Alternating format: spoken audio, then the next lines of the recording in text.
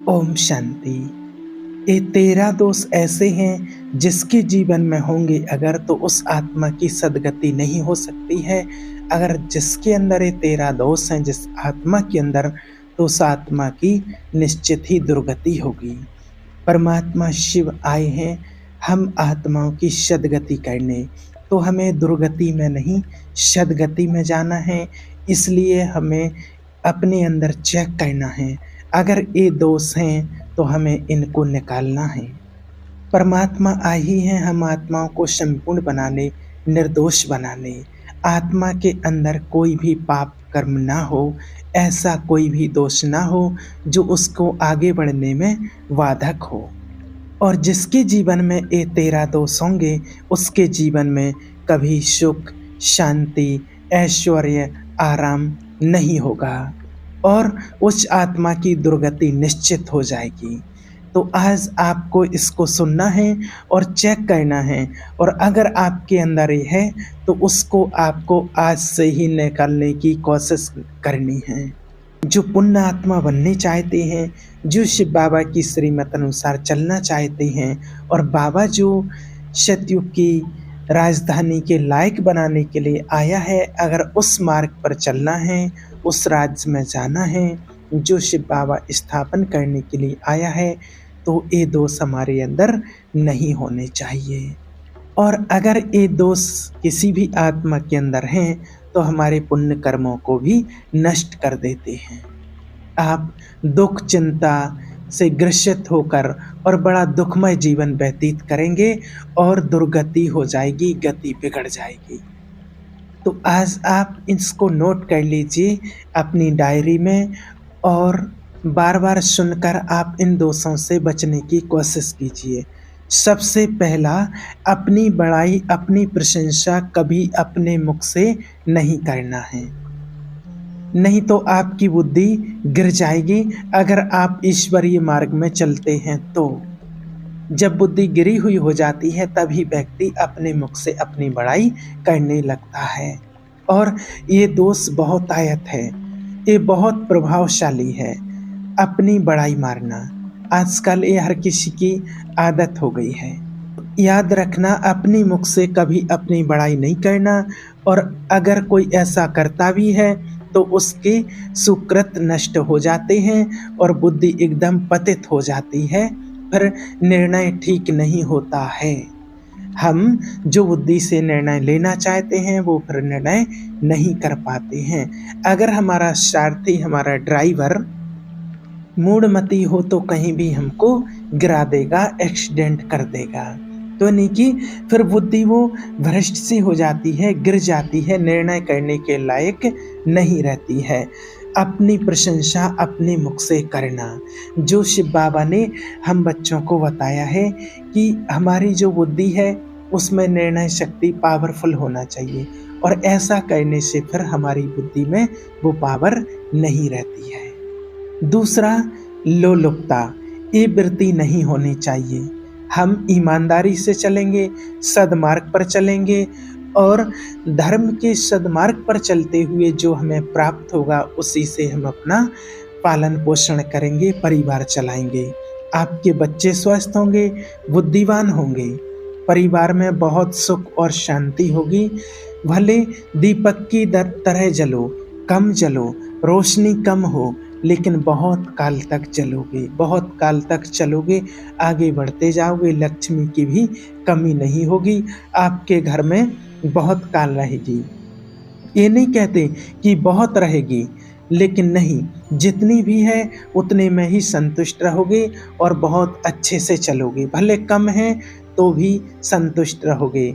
लोलुपता करोगे यानी कि हिंसा, कपट, छल, चोरी, अगर ऐसे धन आ जाए, इस प्रकार से धन आ जाए, तो धन तो आएगा, लेकिन वो आएगा जैसे हैलोजन होता है, हैलोजन की तरह एकदम प्रकाश करता है। हैलोजन बहुत प्रकाश करता है और फिर फ्यूज हो जाता है, बिल्कुल अंधकार करके चला जाता है। तो ऐसे ही धन भी आएगा और बिल्कुल अंधकार करके चले जाएगा। जो सुख के हित हैं, जो शरीर, परिवार, बच्चे, पत्नी, उसको देख करके रात दिन जलोगे बिना आग के, ऐसे उनके आचरण हो जाएंगे, ऐसे उनके दिमाग हो जाएंगे, ऐसा उनका व्यवहार हो जाएगा। ये लोलुपता है। अगर किसी भी आत्मा के अंदर ये भाव है तो उसको नष्ट कर देना है। तीसरा, यदि आपका कहीं अपमान भी हो जाता है तो उसको आपको सहन करना है। इससे आपको जीवन में बहुत लाभ मिलेगा। और जो तनक भी अपमान होने पर बहुत क्रोध करते हैं, बहुत क्रोध में आ जाते हैं, दूसरे का अपकार करने लगते हैं, ये आपके जीवन में आपका पतन करा देगा और आपको फंसा देगा। आपका हृदय जलेगा, अर्थव्यवस्था आपकी नष्ट होगी और परिवार भी आपका दुखी होगा। जरा से अपमान की संभावना में आप किसी से भिड़ गए, ये प्रवृत्ति आपका पतन कर देगी। शिव बाबा ने तो कहा ही है, मान अपमान निंदा स्तुति सब में हमें एक जैसा रहना है। और अपमान होने पर क्रोध आता है। क्रोध में आकर अगर कुछ और बात बढ़ जाती है, लड़ाई झगड़े बढ़ जाते, फिर केस होगा, क्या क्या होता है वो सब जानते हैं। अर्थ धन सब हानि होती है। और अगर आप सह गए, सहन कर गए, और अगर सहन कर गए तो उसके लिए भी, आपने अगर सहन कर लिया तो सामने वाले के लिए आग बन जाएगा। किसने सहन कर कैसे लिया है, इतना कैसे सहन कर लिया है। तो हमें दंड देने की जरूरत नहीं है, उसका कर्म ही उसको दंड दे देगा। जो देता है वो उसके पास लौट करके जरूर आता है। आपको शांत रहना है। चौथा, निरंतर क्रोध और उसका चिंतन। अगर बैठे बैठे हम क्रोध का चिंतन करते रहते हैं, क्रोध का चिंतन और दोषियों का चिंतन हो रहा है, दोष भरी बातें हो रही हैं, दोष भरी क्रियाएं हो रही हैं, उन्हीं का चिंतन करके जलते रहना है क्रोध से। तो शिव बाबा ने तो पहले ही हमें क्रोध से कितने नुकसान होते हैं वो सब कुछ स्पष्ट बताया ही है। तो क्रोध का त्याग करना है, अंदर से प्रायश्चित करना है। और व्यवहार में भी क्रोध को आप जीतना सीखें, पीना सीखें। अगर बार बार आपका क्रोध प्रकट होता रहेगा तो आपका स्वभाव बिगड़ता जाएगा, आपके पुण्य कर्म नष्ट होते जाएंगे और जीवन भी हमारा नष्ट होने लगता है। और क्रोध के कारण जीवन में कितने विध्वंस आते हैं, कितने विध्वंस आ जाते हैं। देखिए, आप किसी से भी क्रोध करके देखिए, फिर आपके अंदर भी कितनी उथल पुथल मचती है। ना आपको ईश्वर के ज्ञान में, योग में, ध्यान में, किसी भी चीज में आपका मन नहीं लगता है। अंदर अंदर जलते रहते हैं, आनंद वृत्ति तो आपकी रह ही नहीं सकती है और बैठे बैठे जलते रहते हैं। ये क्रोध बिल्कुल भी हमें नहीं करना है। और आश्रित जनों की रक्षा ना करना। अगर कोई मदद के लिए आपके पास भाग करके आता है, कोई पशु पक्षी किसी भी प्रकार से, या कोई मनुष्य, अगर आप उसकी मदद कर सकते हैं, आप समर्थ हैं, रक्षा कर सकते हैं, तो उसकी रक्षा जरूर कीजिए, उसकी मदद कीजिए। अगर कोई पशु पक्षी आपके पास आपसे मदद मांगने के लिए आते हैं तो जरूर उसकी मदद कीजिए। अगर आप उसको मार देते हैं, वो आपके पास मदद के लिए आया है, या मरवा देते हैं, तो इससे भी हमारे सुकृत नष्ट हो जाते हैं, पुण्य कर्म नष्ट हो जाते हैं। ये दुर्गति का कारण बन जाता है। और जो पाप कर्म उत्साहित होकर के करते हैं, इसमें हर एक को सावधान रहना चाहिए। जो नहीं करना चाहिए, अगर वो पाप कर्म आपके द्वारा मन में प्रेरित हो रहे हैं, संकल्प बन रहे हैं, क्रियाएं बन रही हैं, तो दुर्गति जरूर होगी, पुण्य नष्ट हो जाएंगे, दुख अशांति बढ़ती चली जाएगी, शांति को प्राप्त नहीं कर पाएंगे। ऐसा नहीं कि जो मन में आवे सो करवें, पाप आचरण ऐसा नहीं करना। इच्छा हो गए हैं, अपनी बड़ाई अपने मुख से करने वाला, लोलुपता, तनिक से अपमान में सहन न करने वाला, निरंतर क्रोधी और आश्रित जनों की रक्षा न करने वाला, और निडर हर्षित होकर पाप कर्म करने वाला। ये 6 हो गए हैं। अब 7वां है गलत विचारों का, वासनाओं का, काम वासनाओं का ही चिंतन करना, उनमें ही मन लगाना, गलत आचरणों का चिंतन करना। पर स्त्रियों में काम वासनाओं का चिंतन करना, भोगों का चिंतन करना, रात दिन बैठे बैठे गंदी बातों का चिंतन करते रहना, गंदी बातें देखना, गंदी बातें सुनना, गंदी बातों का चिंतन करना, फिर और किसी के प्रति गलत दृष्टि से देखना, किसी माता बहन को गलत दृष्टि से देखना, काम वासना की दृष्टि से देखना, भोग वृत्ति से देखना, तो उसकी दुर्गति निश्चित है। बड़े बड़े उदाहरण इतिहास में हैं जिन्होंने ऐसे दृश्य देखे, नेत्रों से देखने की चेष्टा की, मन में चेष्टा की भोगने की, तो वो आज नष्ट हो गए, चाहे वो कितने ही बड़े बड़े प्रतापी क्यों ना हो। दुर्योधन कोई साधारण थोड़ी थे, व्यास जी ही उनकी उत्पत्ति का कारण बने थे। अब देखो इतने महान पुलक्ष जी की उत्पत्ति का कारण जो रावण है, तो इनके कारण ही पुण्य कर्म नष्ट हो जाते हैं, जो ऐसे गंदे आचरणों का चिंतन करते रहते हैं। और गीता में तो स्पष्ट लिखा हुआ है, काम क्रोध लोभ मोह अहंकार यह नरक के द्वार। शिव बाबा ने भी हमें पांचों विकारों का त्याग करने के लिए सबसे पहले ही इसका ज्ञान दिया है, क्योंकि इससे व्यक्ति की दुर्गति ही होती है। इसलिए हमें इसका सबसे पहले त्याग करना ही है। हमें इन वासनाओं के चिंतन से बचना है। ये बहुत घातक है, बहुत बड़ा जहर है। अगर विकारों का चिंतन होने लगा तो अंदर ही अंदर जैसे कि जलते रहते हैं। ये अंदर की जो आग है ना, काम अग्नि, ये इतनी बढ़ती चली जाएगी कि मुझे क्या करना चाहिए, क्या नहीं करना चाहिए, व्यक्ति बिल्कुल अंधा हो जाता है, बुद्धि एकदम भ्रष्ट हो जाती है। इसलिए इसका चिंतन कभी भी नहीं करना है। ये जो राक्षस प्रवृत्तियां सुनने को मिलती हैं ना, कि ऐसा हुआ ऐसा हुआ, उन्होंने देखा सुना और चिंतन किए, अब इतनी राक्षस वृत्ति आ गई कि बस अब फिर इंसान और राक्षसों में कोई अंतर नहीं रहेगा। अब 8वां, विषमता रखने वाला। सबके साथ बर्ताव ऐसा करें कि मैं बहुत श्रेष्ठ हूँ और दूसरे सब बेकार हैं। नहीं, ऐसा नहीं। सब ईश्वर की संतान है, सबके प्रति समान व्यवहार करना है। जो आप भोजन करते हैं घर में, परिवार में, तो वही सबको दीजिए। कोई भी आपके घर में आता है, परिवार में आता है, रिलेशन से आता है, तो इतनी विषमता ना फैलाएं, उसको भी मान सम्मान दीजिए अपने जीवन में। आप सबके निंदा के पात्र ना बन जाएं, ऐसी विषमता नहीं करनी है।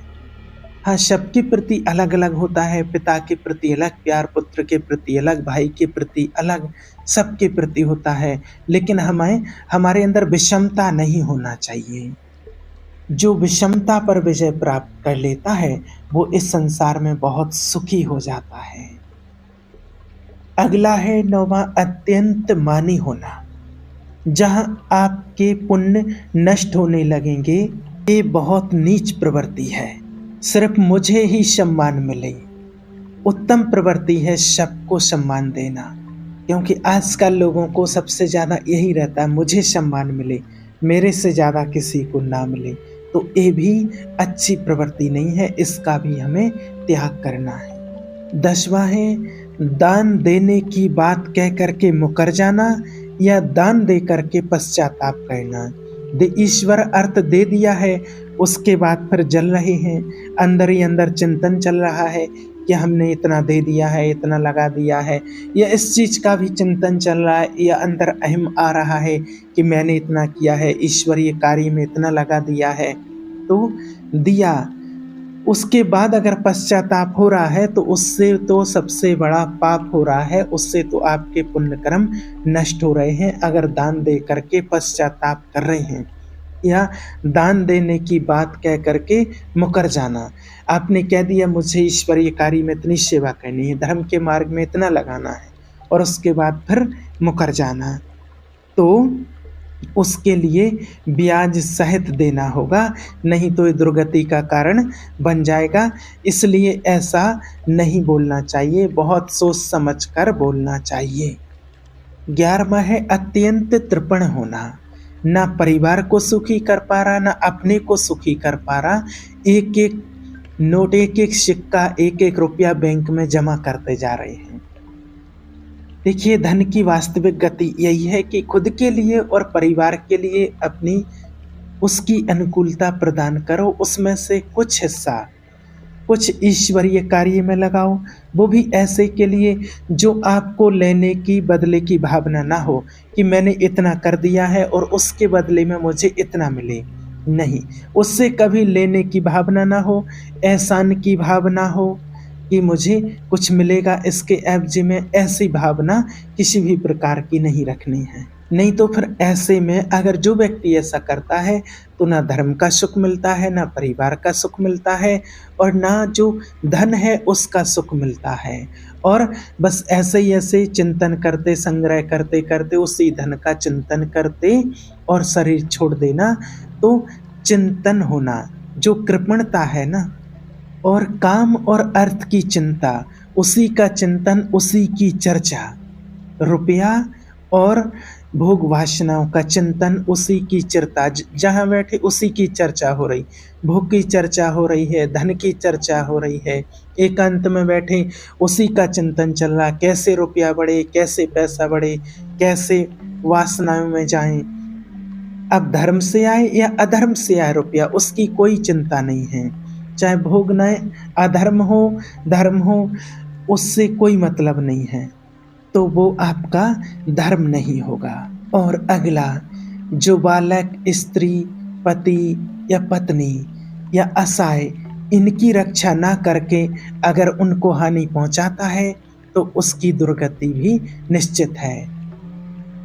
मान लीजिए पति पत्नी में कोई कटु वचन बोलते हैं, क्रोध आ जाता है, ऐसा स्वभाव है उनका, तो बना तो वो आपके प्रारब्ध से ही है, आपके कर्मों से ही संयोग बना हुआ है, तो उसके साथ भी लड़ाई झगड़ा करते रहते हैं, शादी के रूप में उतर जाते हैं, मारपीट करने लगते हैं, तो और कहानी बिगड़ जाती है।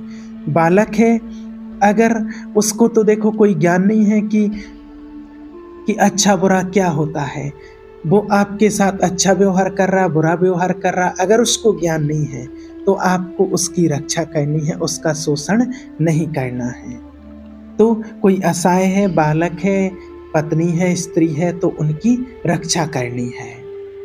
घर में माता पिता होते हैं, असहाय होते हैं, वो वृद्ध हो गए हैं, उनकी बुद्धि बिगड़ गई है, आप उनकी सेवा करते हैं फिर भी वो आपको गाली देते हैं, अशब्द बोलते हैं, लेकिन उसके बावजूद भी आपको उनकी सेवा करनी, उनको दंड नहीं देना है, उनको मारना नहीं है। अगर आपने इन दोषों को स्वीकार किया तो निश्चित आपकी दुर्गति होगी, फिर आपको कहीं शांति नहीं मिल सकती है। इसलिए इन दोषों को बार बार सुन करके और ये अंदर चेक करके कि कहीं है तो नहीं, और अगर है तो उसको आज से ही बिल्कुल निकाल देना है, इन दोषों का त्याग करना है। हमें ईश्वर को याद करके, शिव बाबा से शक्ति लेकर के, और हमें इन दोषों को निकाल देना है, जो शिव बाबा ने पहले ही बताया है कि हमें काम, क्रोध, लोभ, मोह, अहंकार, इन 5 विकारों से ही ये दोष बने हुए हैं। ये थोड़ा बस विस्तार से बताए हैं, इसलिए इनको बिल्कुल त्याग देना है, इनका त्याग करना है। ओम शांति।